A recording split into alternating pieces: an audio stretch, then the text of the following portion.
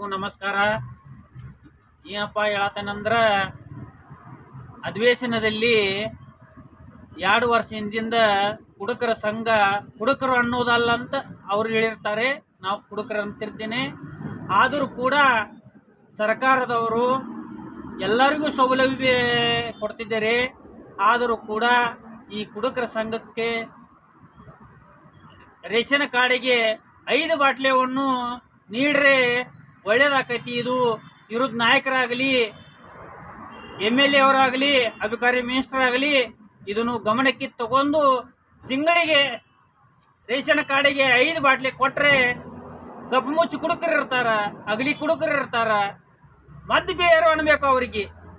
ಅಂತೂ ಕುಡುಕರ ಸಂಘ ವಾದ ವರ್ಷ ವಿಧಾನಸಭೆ ನಡೆಯುತ್ತಿತ್ತು ಬೆಳಗಾವಿಯಲ್ಲಿ. ಆ ಅಧಿವೇಶನದಲ್ಲಿ ಒಂದು ಹೋರಾಟ ಮಾಡಿ ಸರ್ಕಾರಕ್ಕೆ ಗಮನಕ್ಕೆ